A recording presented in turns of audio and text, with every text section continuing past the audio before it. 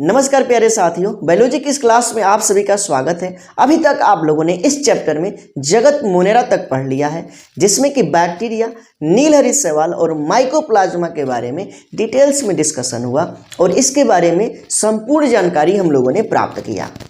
आज के वीडियो में हम पढ़ेंगे जगत प्रोटिस्टा के बारे में। जैसा कि हमने पहले भी बता रखा है कि आर.एच. व्हिटेकर ने पृथ्वी पर उपस्थित समस्त जीवधारियों को 5 जगतों में रख करके अध्ययन किया, जिसमें पहला है जगत मोनेरा, दूसरा जगत प्रोटिस्टा, तीसरा जगत कवक, चौथा जगत प्लांटी यानी कि पादप और पांचवा है जगत एनिमेलिया यानी कि जंतु, जिसमें कि जगत मोनेरा के बारे में हमने बता दिया है। और यदि अभी तक आपने उसे नहीं देखा है तो प्लेलिस्ट में वीडियो है, जरूर देखें।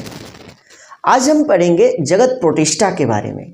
जगत प्रोटिस्टा के जीवों का क्या लक्षण है, उसकी क्या विशेषता है, इसको कितने ग्रुप में बांटा गया है और सभी ग्रुपों के जो एग्जाम्पल हैं उसके बारे में डिटेल्स स्टडी करने वाले हैं। तो बस आपको वीडियो को शुरू से अंत तक देखना है, और यदि आप वीडियो को शुरू से अंत तक देखते हैं तो मुझे नहीं लगता है कि आज के वीडियो में आपको कोई भी दिक्कत आने वाला है। बस आपको वीडियो को शुरू से अंत तक देखना है। तो जगत प्रोटिस्टा में किस प्रकार के जीवों का अध्ययन किया जाता है? तो जगत प्रोटिस्टा में एक कोशिकीय यूकैरियोटिक जीवों का अध्ययन किया जाता है। एक कोशिकीय यूकैरियोटिक जीवों का अध्ययन किया जाता है। बात किया जाए कि यूकैरियोटिक क्या होता है, तो ऐसी कोशिका, यूकैरियोटिक कोशिका का क्या मतलब, तो ऐसी कोशिका जिसमें कि सत्य केंद्रक पाया जाता है। एक बार इसे हम लिख लेते हैं और उसके बाद से फिर हम इसको बताएंगे कि क्या है ये। तो हमने क्या कहा यहाँ पे कि जगत प्रोटिस्टा के अंतर्गत किस प्रकार के जीवों का अध्ययन किया जाता है, तो एक कोशिकीय व यूकैरियोटिक जीवों का अध्ययन किया जाता है। यूकैरियोटिक यानी कि ऐसा जीव जिसकी कोशिका एक कोशिकीय हो और वह कोशिका किस प्रकार की हो, यूकैरियोटिक हो। तो ऐसे ही जीवों का अध्ययन जगत प्रोटिस्टा में किया जाता है। अब बात करेंगे कि यूकैरियोटिक का क्या मतलब, तो ऐसी कोशिका जिसमें कि सत्य केंद्रक पाया जाता है। क्या? सत्य केंद्रक पाया जाता है। हमने क्या कहा यहाँ पे कि सत्य केंद्रक यानी कि ट्रू न्यूक्लियस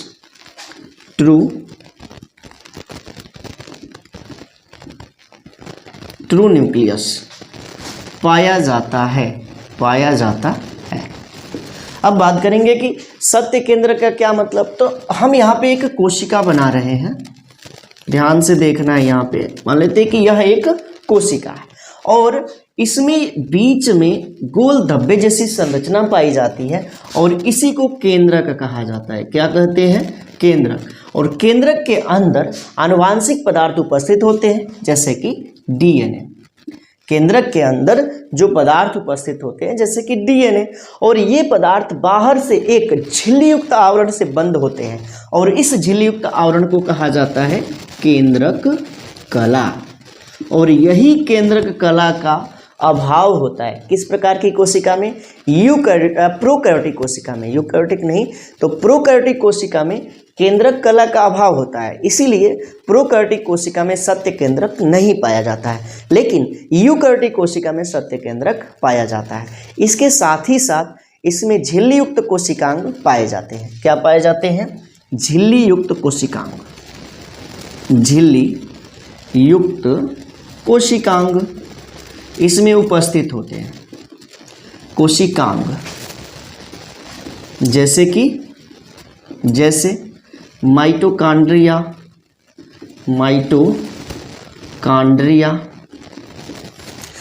अंतःद्रवी जालिका, गाल्जी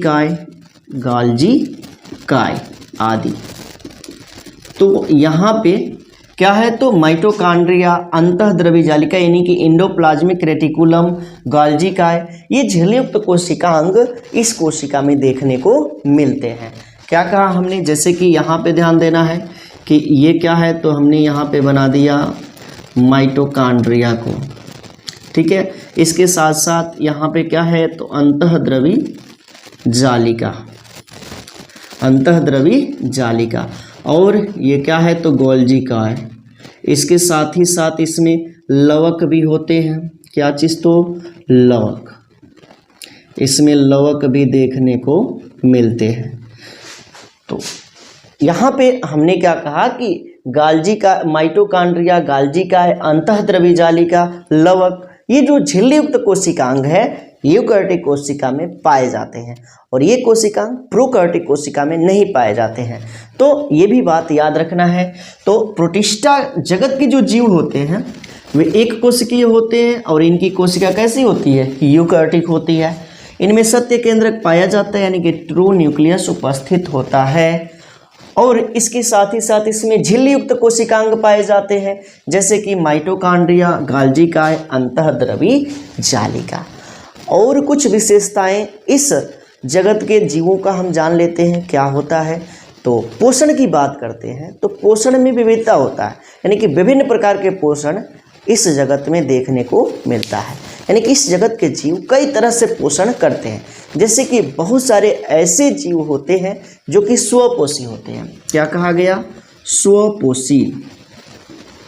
स्वपोषी पोषण करने वाला जीव यानी कि इनमें क्लोरोफिल उपस्थित होता है, क्लोरोप्लास्ट उपस्थित होता है और ये प्रकाश संश्लेषण की क्रिया करते हैं और अपना भोजन स्वयं बना लेते हैं। जैसे कि क्लेमाइडोमोनास, जैसे क्लेमाइडोमोनास, क्लेमाइडोमोनास यह ऐसा एक कोशिकीय प्रोटिस्ट है, ऐसा एक कोशिकीय प्रोटिस्ट है जो कि स्वपोषी होता है यानी कि यह अपना भोजन स्वयं बना लेता है।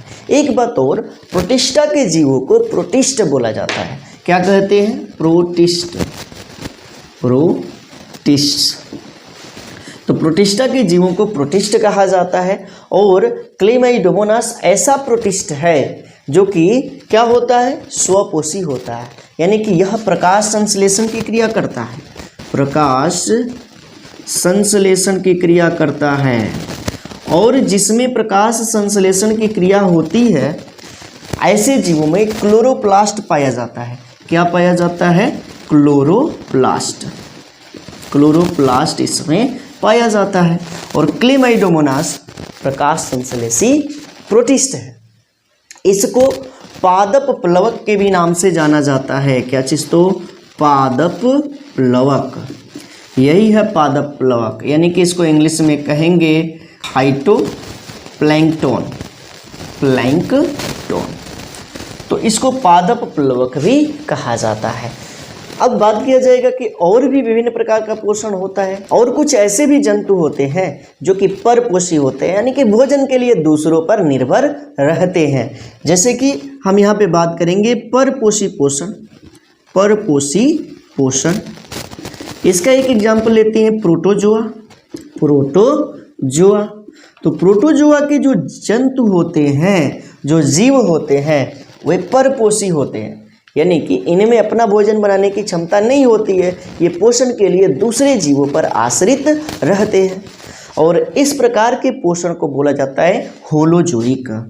क्या कहते हैं? होलोजोइक। होलोजोइक। अब बात किया जाए कि कुछ ऐसे भी जीव होते हैं जो कि प्रकाश संश्लेषण की क्रिया करते हैं, प्रकाश की उपस्थिति में प्रकाश संश्लेषण की क्रिया करते हैं, लेकिन जब प्रकाश अनुपस्थित होता है तो परपोषी पोषण करते हैं। जैसे कि युगलिना।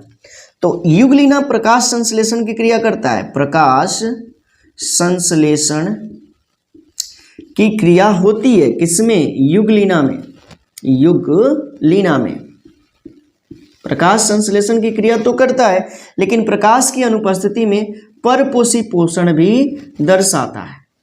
परपोषी पोषण यानी कि क्या? स्वपोषी भी है और परपोषी भी है, दोनों पोषण इसमें है, इसलिए इसको मिश्र पोषी कहा जाता है।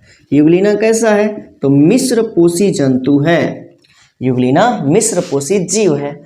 अब कहेंगे कि इसमें प्रकाश संश्लेषण की क्रिया होती है तो यह प्रकाश संश्लेषण के अनुसार पौधों जैसा जीवन व्यतीत करता है और परपोषी है, इसका मतलब है कि यह जंतुओं जैसा जीवन व्यतीत करता है यानी कि पौधे और जंतु दोनों जैसा जीवन व्यतीत करता है, इसलिए इसको बोला जाता है पौधों व जंतुओं के बीच की कड़ी। पौधों व जंतुओं के बीच की कड़ी कहा जाता है। पौधों व जंतुओं के बीच की कड़ी किसे कहा जाता है? युगलीना को कहा जाता है। और यह विकास के क्रम को प्रदर्शित करता है, जैव विकास के क्रम को प्रदर्शित करता है। और जैव विकास में बताया गया है कि ये जो पौधा है, पौधा से विकास किसका हुआ? जंतुओं का हुआ। यानी कि पहले पृथ्वी पर पौधे थे और धीरे धीरे उससे जंतुओं का विकास हो गया। और यह कौन दिखा रहा है? युगलीना, क्योंकि युगलीना में दोनों तरह के लक्षण देखने को मिलते हैं। उसके बाद से कुछ ऐसे भी जीव होते हैं जो कि परजीवी जीवन व्यतीत करते हैं। क्या करते हैं? परजीवी जीवन व्यतीत करते हैं। अब परजीवी कौन सा जीव है? परजीवी है प्लाज्मोडियम। क्या चीज? तो प्लाज्मोडियम। जैसे कि एग्जाम्पल ले लिया जाए तो प्लाज्मोडियम।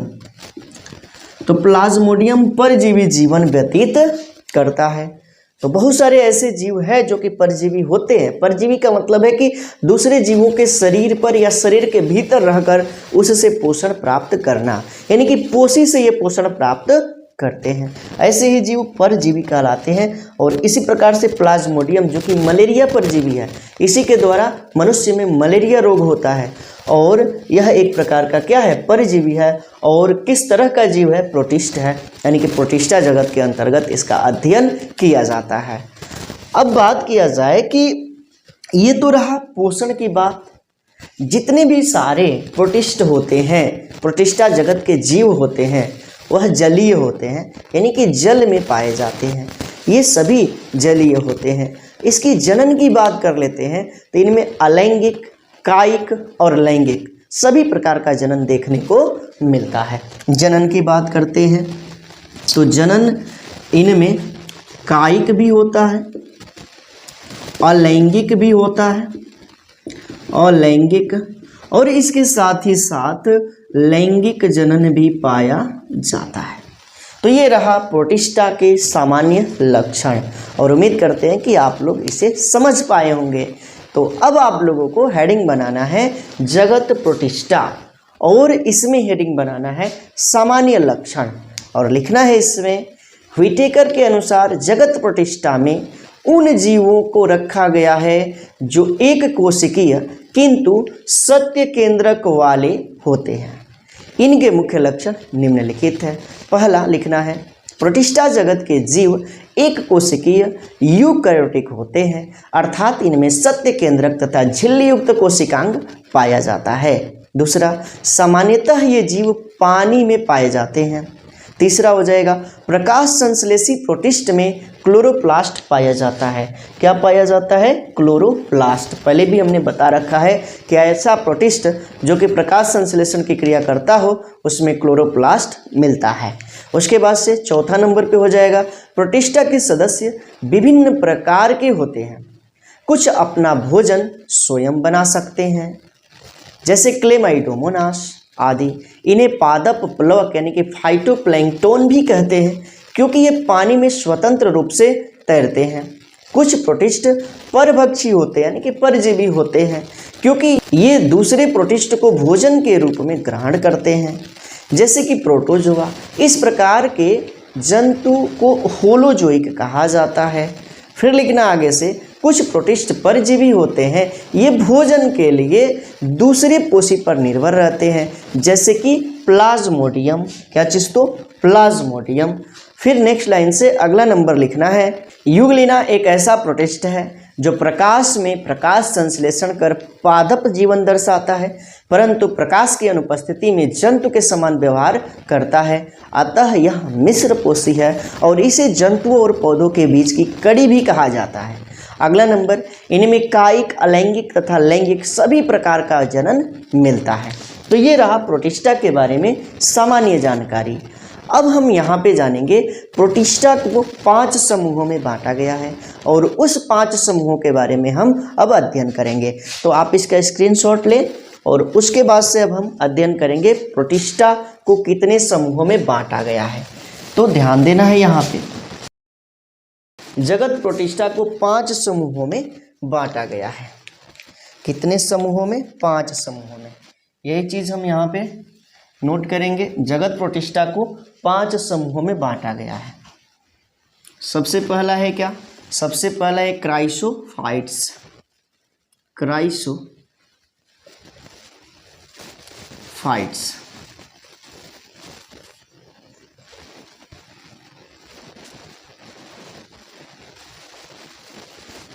उसके बाद से दूसरा है क्या?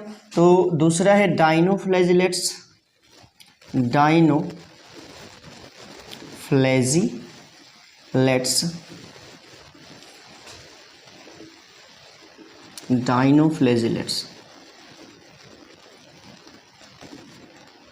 उसके बाद से तीसरा इसका समूह है यूग्लिनाइड।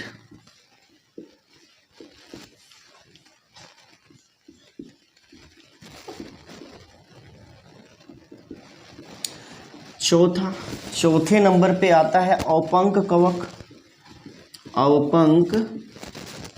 कवक यानी कि स्लाइम मोल्ड्स। उसके बाद से 5वें नंबर पे आता है प्रोटोजोआंस।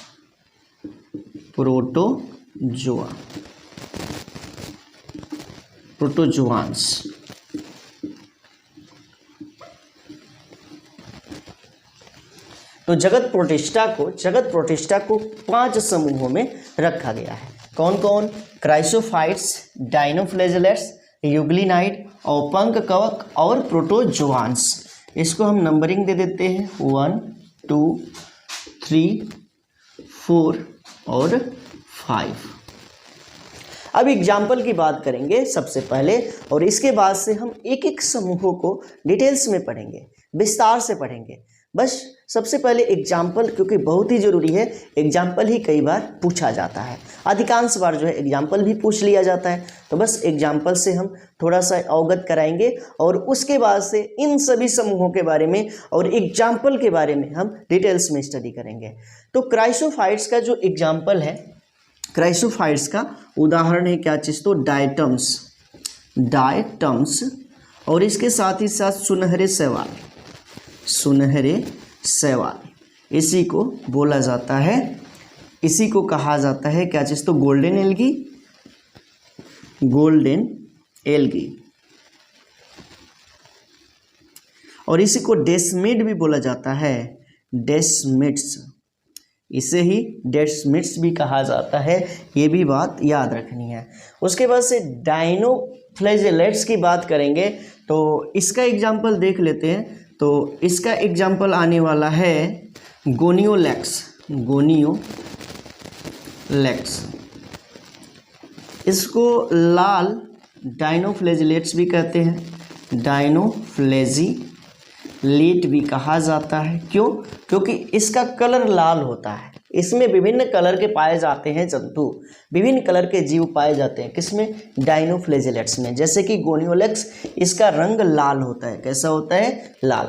यूग्लिना में अध्ययन करना है। यूग्लिनाइड में जो उदाहरण हो जाएगा वो है यूग्लिना। क्या चीज़? तो यूग्लिना।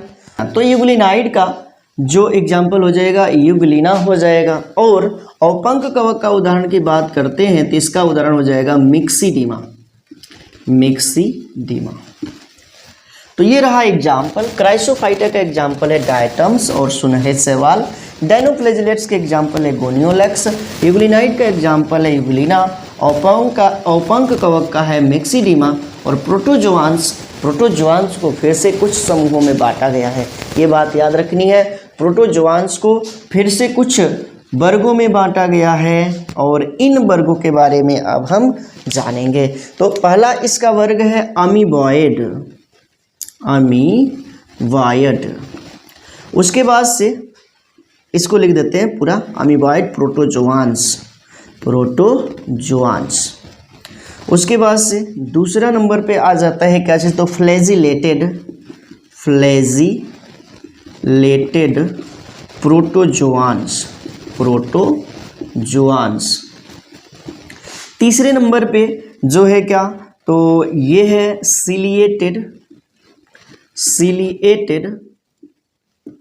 प्रोटोजोआंस। प्रोटोजोआंस। और चौथे नंबर पे आ जाता है क्या, स्पोरोजोआंस। स्पोरोजोआंस। तो यहाँ पे प्रोटोजोआ को 4 समूहों में रख करके अध्ययन किया जाएगा। अमीबॉइड प्रोटोजोआंस, फ्लैजेलेटेड प्रोटोजोआंस, सिलिएटेड प्रोटोजोआंस और स्पोरोजोआंस। अमीबॉइड प्रोटोजोआंस का उदाहरण हो जाएगा, इसके एग्जाम्पल की हम बात करते हैं उदाहरण की, तो इसमें पढ़ना है अमीबा के बारे में। इसका एग्जाम्पल हो जाएगा क्या चीज़, तो अमीबा।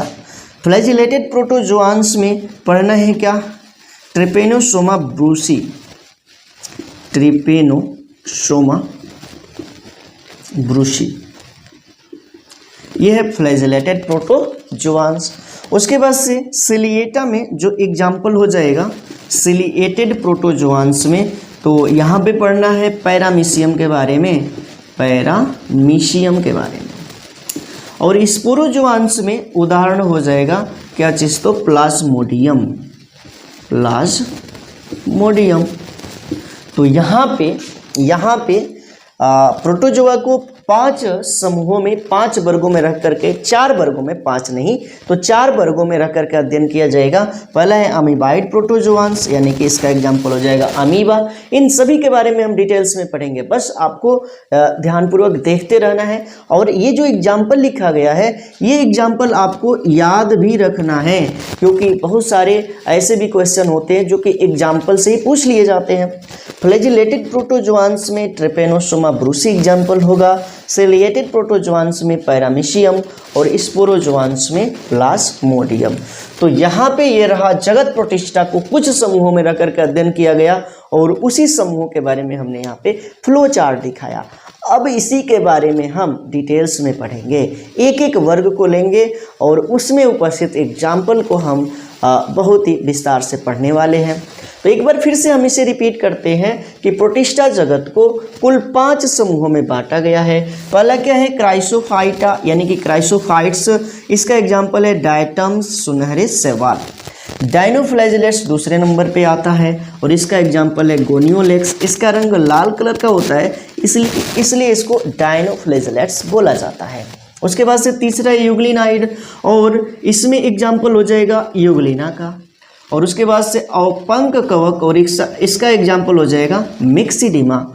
और प्रोटोजोआंस को फिर से कुछ समूहों में बांटा गया है, जिसमें कि फर्स्ट नंबर पे आ जाएगा अमीबॉइड प्रोटोजोआंस और एग्जाम्पल हो जाएगा अमीबा। उसके बाद से सेकेंड हो जाएगा फ्लैजिलेटेड प्रोटोजोआंस, एग्जाम्पल हो जाएगा ट्रिपेनोसोमा ब्रूसी। और सिलिएटेड प्रोटोजोआंस, इसका एग्जाम्पल हो जाएगा पैरामीशियम। और स्पोरोजोआंस, इसका एग्जाम्पल हो जाएगा प्लाज्मोडियम। तो इसका आप लोगों को लेना है स्क्रीनशॉट और इसको नोट करते चलना है, नोट्स बनाते रहना है, और नोट्स ही आपका सबसे बड़ा हथियार है और वही आगे काम आने वाला है। तो बार बार हम कहते हैं कि जो भी चीज़ें बताई जा रही है उसका आप नोट्स बनाते रहें। तो आप एक बार इसका स्क्रीनशॉट लें और उसके बाद से हम सबसे पहला समूह उठा लेंगे, जो है क्या, क्राइसोफाइटा। तो इसका स्क्रीनशॉट लें। तो चलिए क्राइसोफाइटा के बारे में अध्ययन करते हैं। ये सारी चीज़ें हम मिटाएंगे अब, और क्राइसोफाइटा हमारा सबसे पहला समूह होगा जगत प्रोटिस्टा का, और उसका अध्ययन किया जाए। क्राइसोफाइटा का अध्ययन किया जाए।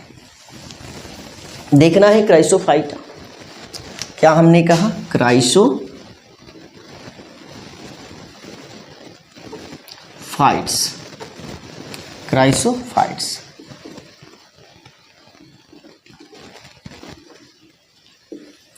ये है समूह क्राइसोफाइट्स। क्राइसोफाइट्स का जो एग्जाम्पल हमने बताया उसी का यहाँ पे अध्ययन होगा। और एग्जाम्पल क्या है, तो डायटम्स और सुनहरे शैवाल। तो इसमें अध्ययन किसका किया जाता है, तो इसमें डायटम्स एवं सुनहरे शैवाल, यानी कि गोल्डन एल्गी, या इसी को डेस्मिड भी कहा जाता है, डेस्मिड्स। को रखा गया है, को रखा गया है। तो जो ये समूह है क्राइसोफाइटा, इसमें डायटम्स आते हैं व सुनहरे शैवाल आते हैं। ये सभी समुद्री होते हैं। क्या होते हैं? समुद्री, यानी कि सभी समुद्र में पाए जाते हैं। और दूसरी बात कि ये प्रकाश संश्लेषण की क्रिया करते हैं, प्रकाश संश्लेषण की क्रिया करते हैं। और प्रकाश संश्लेषण की क्रिया करने का मतलब क्या कि अपना भोजन स्वयं बना लेते हैं, यानी कि स्वपोषी होते हैं। तो ये सभी स्वपोषी होते हैं। कौन? क्राइसोफाइट्स। क्राइसोफाइट्स के अंतर्गत जो डायटम्स व सुनहरे शैवाल है ये स्वपोषी होते हैं, यानी कि ये अपना भोजन स्वयं बना लेते हैं। अब बात किया जाएगा कि ये तो समुद्री होते हैं, ये तो समुद्री होते हैं और अपना भोजन स्वयं बना भी लेते हैं। तो बात करेंगे अब यहाँ पे किसके बारे में? तो डायटम्स के बारे में। किसके बारे में? डायटम्स के बारे में। तो ध्यान देना है, डायटम्स के बारे में थोड़ी जानकारी लिया जाए। डायटम्स ऐसा जीव है जिसकी कोशिका भित्ति, इसकी कोशिका भित्ति, कोशिका भित्ति जो होती है किसकी बनी होती है? तो डायटम्स की कोशिका भित्ति सेल्यूलोज की बनी होती है, सेलुलोज की। और इसके साथ ही साथ एक शीशे की तरह चमकने वाला पदार्थ भी इसमें होता है जिसे कहा जाता है सिलिका। क्या कहते हैं? सिलिका। तो कोशिका भित्ति इसकी सेलुलोज की बनी होती है और सिलिका की बनी होती है। और सिलिका की उपस्थिति के कारण कोशिका भित्ति कठोर होती है। इसकी कोशिका भित्ति कैसी होती है? कठोर होती है।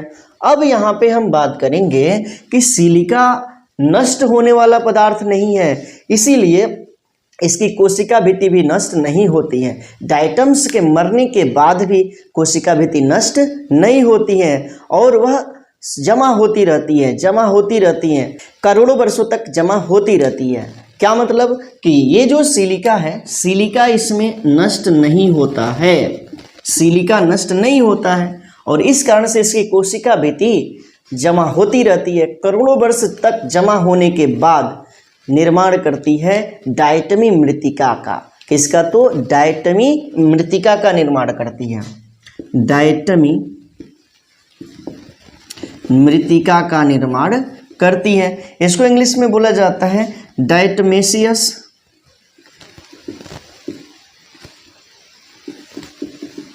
डायटमेशियस अर्थ, इसका निर्माण करती है। और डायटमी मृत्तिका का बहुत अधिक महत्व है। इसका उपयोग चमकाने में होता है, यानी कि पॉलिश करने में। किसमें? चमकाने में, चमकाने में, यानी किसी को कहेंगे पॉलिश करने में। इसके बाद से तेलों रसों को छानने में, रसों को छानने में इसका उपयोग किया जाता है। तो ये बात याद रखनी है कि डायटमी मृत्तिका का निर्माण कर लेती हैं। हजारों वर्ष, करोड़ों वर्ष तक जमा होते होते डायटमी मृत्तिका बन जाता है और इसका उपयोग कहाँ पे होता है? तो चमकाने में, यानी कि पॉलिश करने में, तेल रसों को छानने में इसका उपयोग होता है। तो ये बात आपको याद रखना है कि जो डायटम्स है इसकी कोशिका भित्ति सेलुलोज व सिलिका की बनी होती है और सिलिका की बनी होने के कारण यह कठोर होती है और इसकी कोशिका भित्ति नष्ट ही नहीं होती है। इसके मरने के बाद भी वह जमा होती रहती है और करोड़ों वर्ष तक जमा होने के बाद परिवर्तित हो जाती है। किसमें? डायटमी मृत्तिका में, यानी कि डायटमेशियस अर्थ में। और इसका बहुत ही अधिक महत्व है। महत्व का क्या मतलब कि इसका उपयोग चमकाने में होता है, यानी कि पॉलिश करने में होता है और इसके साथ ही साथ तेलों रसों आदि को छानने में भी इसका उपयोग किया जाता है। अब बात किया जाएगा कि इसमें कौन कौन से वर्णक पाए जाते हैं। तो इसमें जो वर्णक पाए जाते हैं क्लोरोफिल ए, सी व ज़ैंथोफिल। वर्णक की बात करते हैं। वर्णक इसमें पाए जाने वाले हैं क्लोरोफिल, ए, सी व ज़ैंथोफिल, ज़ैंथोफिल, ये इसमें वर्णक देखने को मिलते हैं।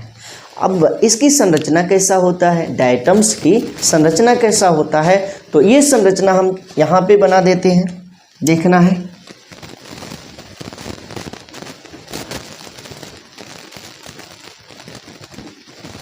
देखते रहना है, इसकी संरचना को हम यहाँ पे बना रहे हैं।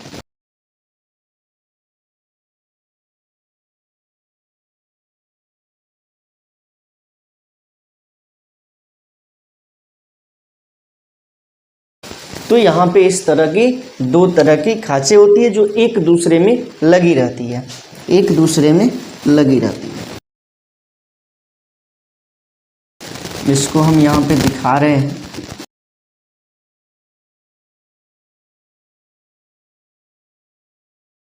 इसकी संरचना है ये। उसके बाद से इसको हम यहाँ पे दिखा देते हैं।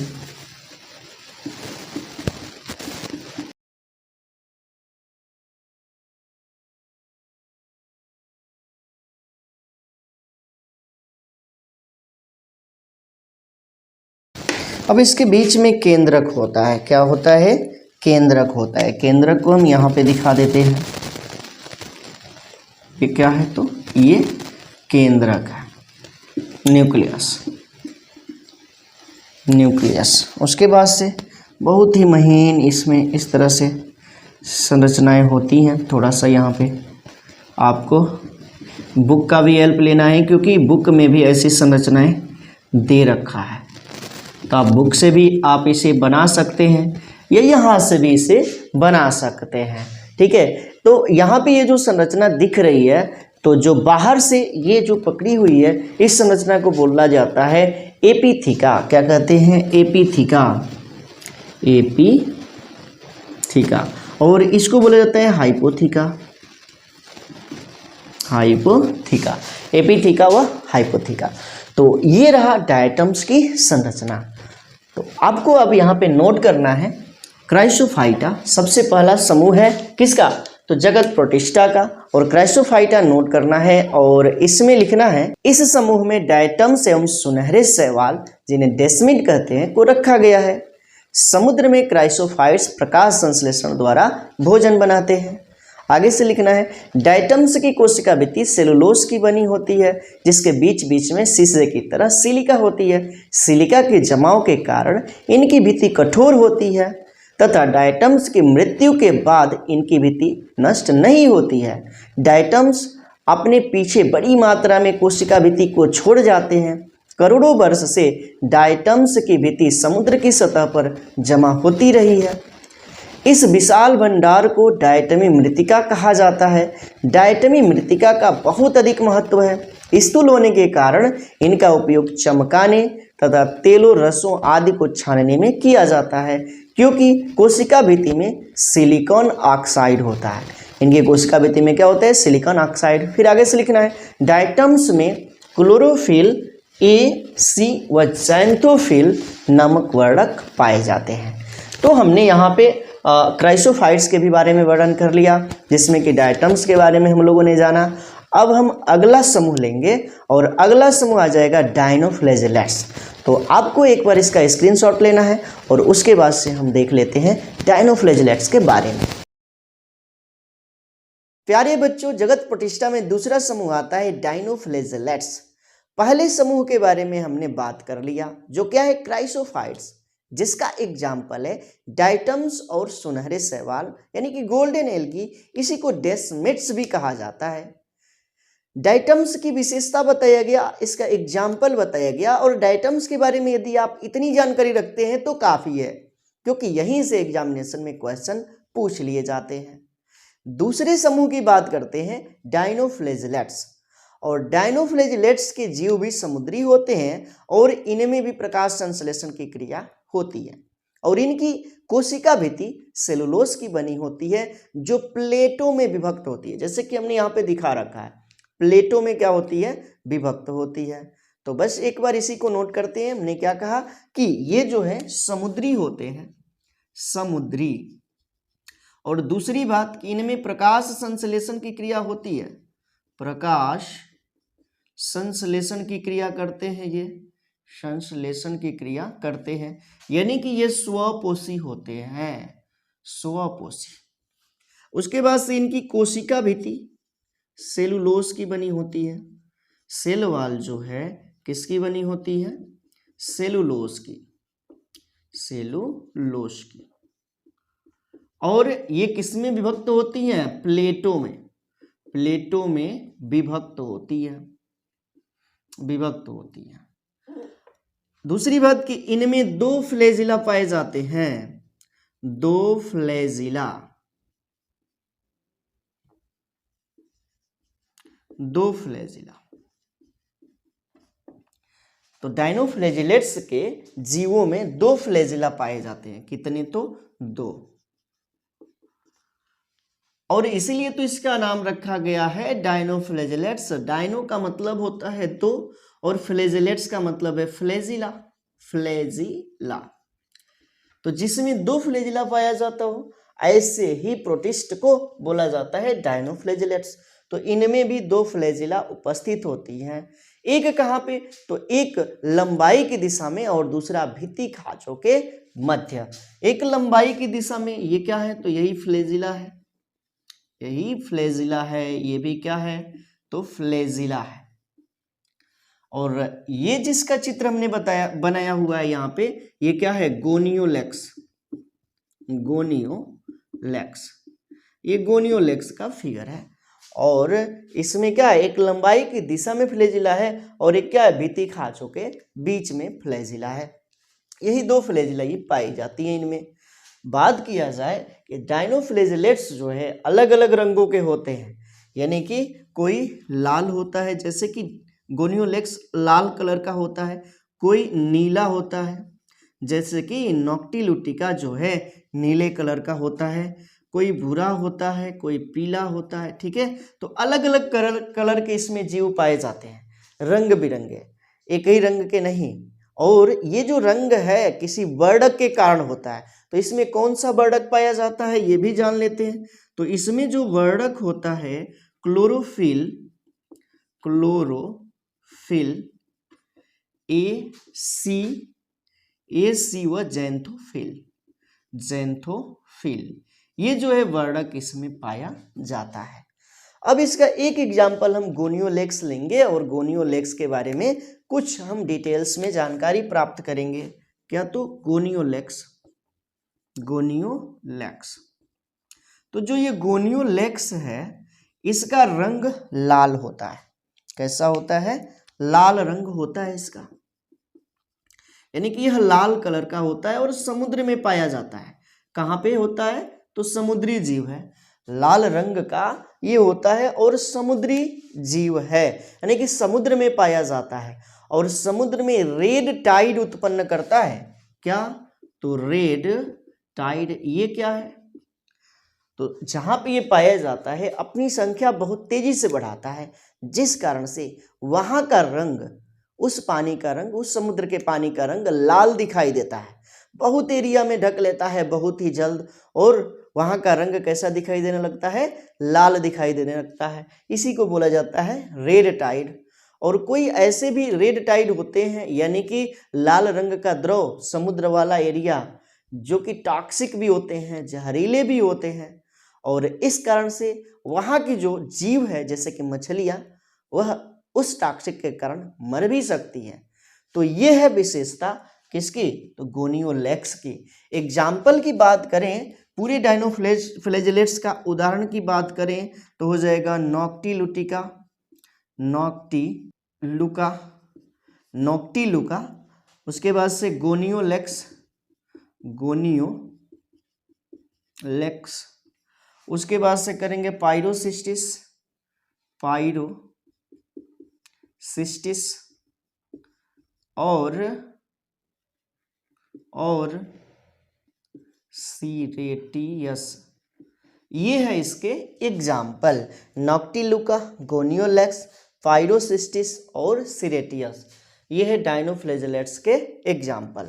यहाँ पे हमने जो फिगर बना रखा है वो क्या है? गोनियोलेक्स का है, जो कि कई खांचों में, प्लेटों में बटा हुआ है। और यहाँ पे जो लंबाई की दिशा में एक फ्लैजिला है और एक फ्लैजिला कहाँ पे है? तो एक भित्ति खांचों के बीच है। तो उम्मीद करते हैं कि ये चीज़ें आप लोगों ने समझ लिया होगा बहुत ही अच्छे से। ये वीडियो हम तीसरी बार बना रहे हैं क्योंकि वॉइस प्रॉब्लम आ जा रहा है बार बार, और थोड़ा सा माइक जो है लग रहा है कि ख़राब हो गया है, इसी के कारण से वॉइस प्रॉब्लम आ रहे हैं। और थोड़ा सा इस वीडियो में आप लोग मैनेज कीजिए, अगले वीडियो में हम इस वॉइस प्रॉब्लम को समाप्त करने का प्रयास करेंगे। तब आप लोग हेडिंग बना लीजिए डायनोफ्लैजिलेट्स, और इसमें लिखना है ये एक कोशिकीय समुद्री शैवाल है। ये प्रकाश संश्लेषी होते हैं। इनकी कोशिका भित्ति सेलुलोज की बनी होती है जो प्लेटों में विभक्त होती है। इनमें दो फ्लैजिला होता है, एक लंबाई की दिशा में होता है तथा दूसरा प्लेट की खांचों के बीच अनुप्रस्थीय होता है। डायनोफ्लैजिलेट्स का रंग पीला, हरा, भूरा, नीला या लाल हो सकता है। यह उनमें पाए जाने वाले वर्णकों के कारण होता है। इनमें मुख्य वर्णक क्लोरोफिल ए, सी व जैंथोफिल होता है। आगे से लिखना है लाल डायनोफ्लैजिलेट जैसे कि गोनियोलेक्स समुद्र में रेड टाइड उत्पन्न करते हैं। समुद्र के बहुत बड़े भाग पर इनकी संख्या अचानक बढ़ जाती है जिससे समुद्र लाल सा दिखाई पड़ता है। कुछ रेड टाइड डायनोफ्लैजिलेट एक शक्तिशाली टॉक्सिक उत्पन्न करते हैं जो समुद्र में रहने वाले बहुत से जीवों जैसे मछलियों को मार सकता है। एग्जाम्पल हो जाएगा नॉक्टिलुका, गोनियोलेक्स, पायरोसिस्टिस और सिरेटियस। यहाँ पे गोनियोलेक्स का फिगर बनाया गया है, इसको भी आपको ड्रा कर लेना है। तो इस वीडियो में इतना ही रहने देते हैं और यहाँ से आगे के जो भी समूह बचते हैं जगत प्रतिष्ठा के उसको हम अगले वीडियो में कंप्लीट करेंगे। तो उम्मीद करेंगे कि आप लोगों को ये चीज़ें पसंद आया होगा। यदि पसंद आता है तो वीडियो को लाइक करें और ज़्यादा से ज़्यादा शेयर करें। मिलेंगे अगले वीडियो में, तब तक के लिए thank you, thanks for watching. जुड़े रहे नारायण सर क्लासेस के साथ।